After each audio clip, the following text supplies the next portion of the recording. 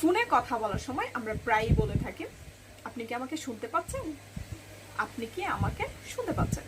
এই কথাটা যদি আমরা ইংরেজিতে বলি সেক্ষেত্রে আমরা এইভাবে বলতে পারি, এবং বলার সময় আমরা ভুলও করে থাকি যারা ইংরেজিতে বলি। সেক্ষেত্রে ভুলটা কোথায় হয় একটু খেয়াল করেন।